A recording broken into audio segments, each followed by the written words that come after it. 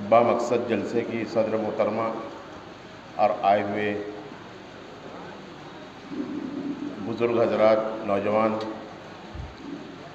बहुत मुख्तसर में मैं अपनी बात आपके सामने रखूँगा। ठीक है। अभी मुदस्सिर हुसैन साहब ने बहुत ही उम्दा अंदाज में जो बातें कही हैं, उसी को लेकर के, उसी को पकड़ करके दो तीन बात मैं आपके सामने रखूँगा। जैसा कि उन्होंने कहा कि ये मस्जिदों और मीनारों का शहर है और ये शनाख्त, ये पहचान किसी और की नहीं बल्कि निहाल अहमद साहब की देन है। इसमें किसी को भी इख्तिलाफ नहीं होना चाहिए। वाकई निहाल अहमद साहब के असम्बली में शिकस्त खाने से पहले इस शहर को मस्जिदों मीनारों का शहर कहा जाने लगा था। ये 1990-92-95 की बात है। मैं इस शहर में सहाफ़त के ज़रिए से मस्जिदों का सर्वे भी करता रहा हूँ, गिनती करता रहा हूँ, तो उस लिहाज से भी मैं देखता हूँ कि एक भरपूर रफ्तार के साथ इस शहर में मस्जिद और मदरसे 1980 के बाद और सन 2000 तक के ये 20 सालों में इस शहर में मस्जिदें और मदरसे कसरत से हर मोहल्ले में, हर गली में, हर इलाके में कसरत से तामीर हुए। सिर्फ झोपड़पट्टियों की बात नहीं है। तो ये माहौल निहाल अहमद साहब का पैदा किया हुआ था कि लोग जमा होते थे, सर जोड़ते थे और अपने इलाके में अपने मसलक के एतबार से, अपने मकतब फ़िक्र के एतबार से मदरसे बनाते थे। आज महाराष्ट्र का सबसे बड़ा शहर है जहाँ पर मालेगांव में सबसे ज़्यादा हुफ़ाज़ किराम पाए जाते हैं। ये मदरसे आज नहीं बने हैं, ये 1980 के बाद से बनना शुरू हुए हैं। ये ख़ास बातें हैं।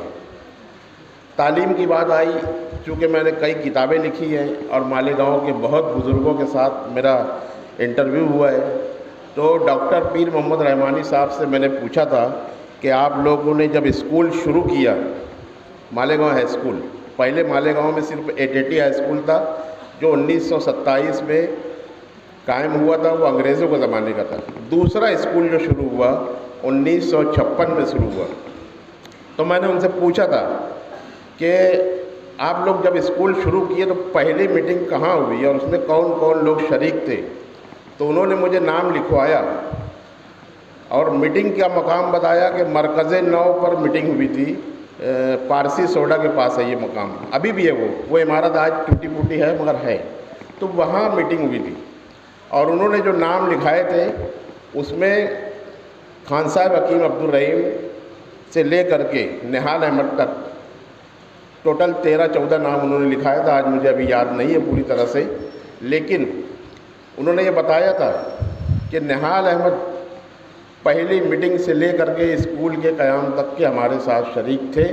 लेकिन उनका मिजाज ऐसा था कि किसी भी अदारे में घुसना, वहाँ ओहदा लेना, वहाँ फ़ोटो खिंचाना या वहाँ पर नुमायाँ होना, वो उनका मिजाज नहीं था।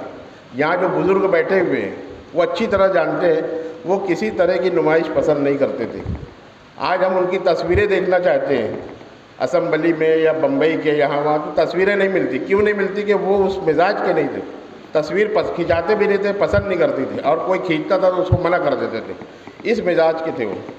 तो मालेगांव हाई स्कूल के क़याम में वो पहले दिन से थे और आज तक के वहाँ पर मालेगांव हाई स्कूल की तारीख में, रिकॉर्ड में, उसके मैगज़ीन में उनका नाम मिलता है कि वहाँ के पेट्रोल मेंबर थे, सरपरस्त थे, लेकिन कभी उन्होंने ओहदा नहीं लिया।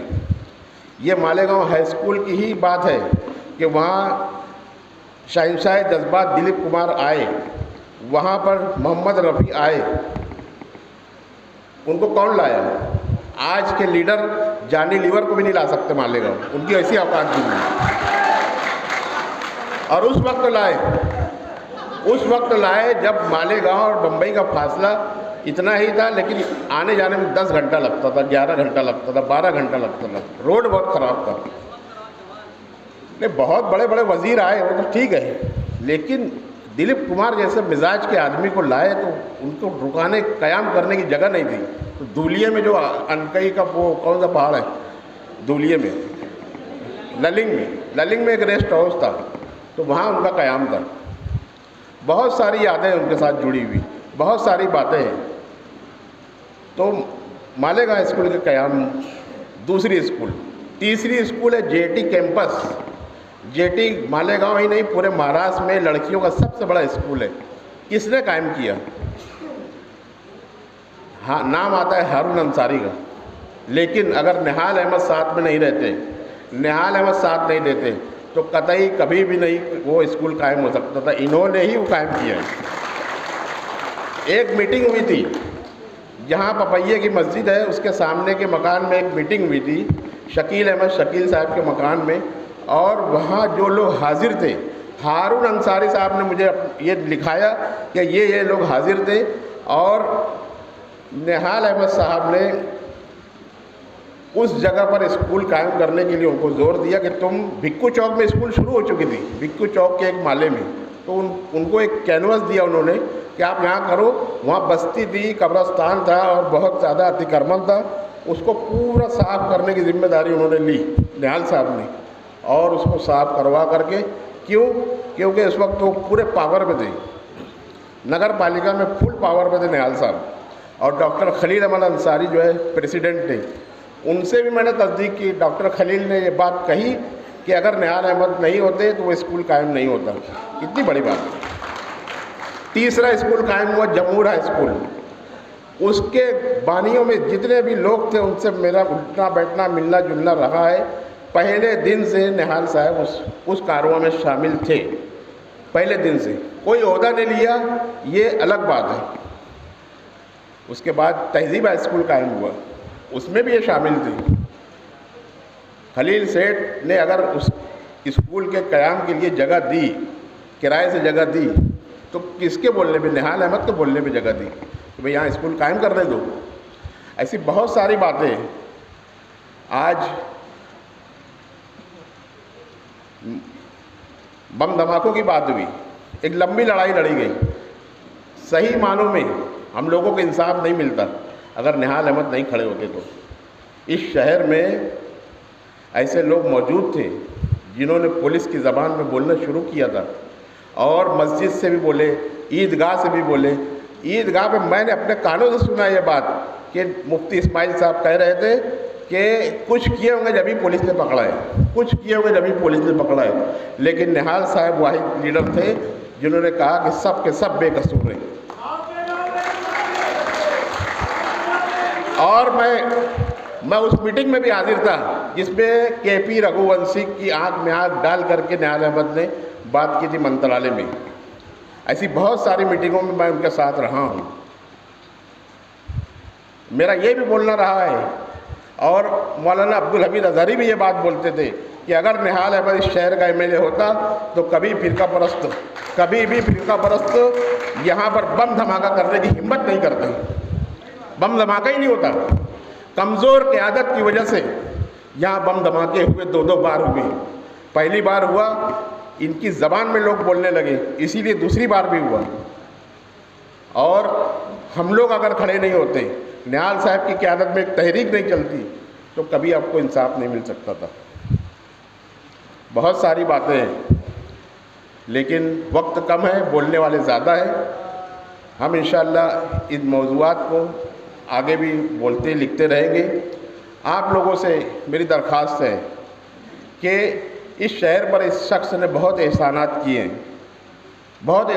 ہیں، لیکن میں دیکھ رہا ہوں کہ پچھلے 15, 17, 20 سالوں سے یہ شہر جو ہے ایک الگ رخ پر جا رہا ہے. احسان کا بدلہ احسان فراموشی سے دیا جا رہا ہے. یہ بات برابر نہیں ہے. نہال احمد کی موجودگی میں بلند اقبال صاحب اسمبلی لڑتے ہیں، ہم لوگ ان کو ووٹ نہیں دیتے. نہال احمد صاحب موجود تھے، نہال صاحب کو بہت ساری تکلیفیں دی گئی اس شہر میں. اس شہر کو بسانے سنوارنے والے شخص کو آج ہم چاہتے ہیں کہ ان کو اگر سچا خراج عقیدت پیش کرنا ہے تو اس شہر کو ایک ایسی قیادت کی بہت سخت ضرورت ہے اس وقت جو اسمبلی میں بھی آواز اٹھائے. آج ہم اتنے محتاج ہو گئے کہ ابو عاصم اعظمی کو چٹھی بھیجتے ہیں مستقیم بھائی یہ مسئلہ ہے یہ مسئلہ ہے یہ مسئلہ ہے. وہ بیچارے وہاں بولتے ہیں. کیوں بولتے ہیں؟ مجبور ہیں وہ بھی. ہم ابو عاصم اعظمی صاحب کا بھی شکریہ ادا کرتے ہیں کہ جو مالیگاؤں کے مسائل کو وہاں اٹھا رہے ہیں. رئیس شیخ کا بھی شکریہ ادا کرتے ہیں کہ وہ مالیگاؤں کے مسائل کو وہاں اٹھا رہے ہیں. نہال صاحب صرف مالیگاؤں کے لیڈر نہیں تھے. میں شروع سے اپنے بچپن سے کانگریسی رہا ہوں. شبیر سیٹھ کے یہاں نوکر ملازم تھا اور ان کے ساتھ گھومتا تھا. بڑا ہونے کے بعد میں ان کے اخبار کا ایڈیٹر بنا. اس حیثیت سے میں ان کے ساتھ منترالے بھی جاتا تھا. تو میں دیکھتا تھا کہ نہال احمد صاحب اجلاس کے دوران پورا ہفتہ وہاں رہتے تھے. صرف ایک دن میڈم گواہ ہے کہ ایک دن کے لیے آتے ہوں گے یا 2 دن کے لیے بس. میڈم خود وہاں رہتے تھے. پورے مہاراشٹر سے لوگ آتے تھے اپنے اپنے گاؤں کے مسائل لے کر کے آتے تھے. نہال صاحب کو بتاتے تھے جو کام آج ابو عاصم اعظمی کر رہے ہیں وہ نہال احمد کے نقش قدم پہ کر رہے ہیں. پورے مہاراشٹر کی نمائندگی نہال صاحب کرتے تھے. اس کے بعد اس شہر سے کوئی قیادت ایسی نہیں آئی. یہاں کے مسائل نہیں اٹھا رہے. ایسے ہم بیوقوف ایم ایل اے کو چن کے دیے ہے کہ وہ کچھ کرتا جانتا ہی نہیں, صرف پیسہ جانتے ہو.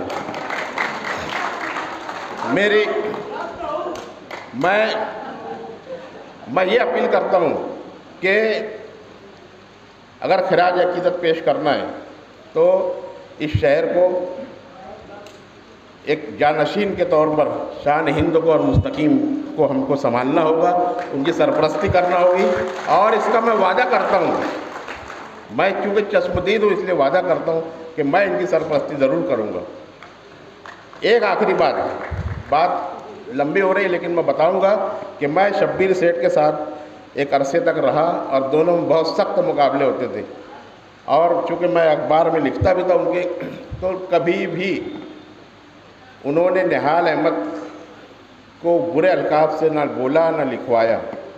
الیکشن ہارنے کے بعد بھی کبھی ان پر الزام نہیں لگایا. چوری کا الزام, کرپشن کا الزام, بدعنوانی کا الزام, کسی طرح کا کوئی الزام شبیر سیٹھ نے ان کے اوپر نہیں لگایا. یہ بہت بڑی بات ہے. آج کی سیاست کہاں جا رہی ہے؟ سب ایک دوسرے کو چور بول رہے ہیں, لیکن وہاں ایسا نہیں تھا. وہ ایک دوسرے کا احترام کرتے تھے. بہت اچھے لیڈر تھے ہمارے. نہال صاحب بھی شبیر سیٹھ کا بہت احترام کرتے تھے اور کوئی مسئلے میں بولتے تھے کہ یار تم یہ وشے تم اٹھا لو, تو یہ آپس میں مشورہ کر کے بھی کرتے تھے کام. الیکشن ہو گیا, ہار گئے, بہت کم ووٹوں کے فاصلے سے آ رہے ہیں. ایک الیکشن شبیر سیٹھ 1600 ووٹ سے آ رہے ہیں, ایک 32 یا 3300 ووٹ سے آ رہے ہیں اسمبلی کے الیکشن. اور جو مدثر صاحب نے کہا ہے کہ انہوں نے 10 روپئے میں خاصدار بنایا, تو میں اس کا گواہ ہوں کہ نہال صاحب نے بتایا تھا کہ میں محالے کو جب میں لایا مالیگاؤں تو اس کے پیر میں چپل نہیں تھا. جیوتی لاج میں وہ رکا اور میں اس کو بولا کہ ایک آدمی کو لگایا, اس کو بولے چپل دلا یار, نیچے جا کے چپل دلا. تو 10 روپئے کا اس کو چپل دلائے. اور اس کو اس لیے لائے تھے مالیگاؤں کہ یہ فارم بھرنے کے بعد کوئی اس سے انگوٹھا نہ لے لے کہ وڈرا ہو جائے فارم. تو جب تک کہ نام واپس لینے کی مدت تھی اس کو جیوتی لاج میں بند کر کے رکھے تھے کہ اس کا کوئی نام واپس نہ لے لے. اس کے بعد کوئی پیسہ نہیں تھا. کتنے ممبر ہیں میں جانتا ہوں, کتنے ممبر ہیں, 20 روپیہ 25 روپیہ 5. ایک بھائی سعیدہ نام کے گولڈن نگر کے اور اس بستی کے لاگے, اس کو رکشے کا پیسہ نہیں تھا. فارم بھرنے کے لیے پیسہ بھیجے, بولے یار رکشے پہ لاؤ, ان کو بولے رکشے کا پیسہ نہیں, بولے رکشے کا پیسہ میں دے دوں گا. ایسے لوگوں کو انہوں نے ممبر بنایا. اور آج یہ کام نہ غریب کے لیے رہ گیا ہے نہ امیر کے لیے رہ گیا ہے. ڈاکٹر سعید فیضی خاندان کا بھی کوئی ممبر نہیں بن سکتا. آج ممبر بننے کے لیے چور اور ڈاکو بننا پڑتا ہے.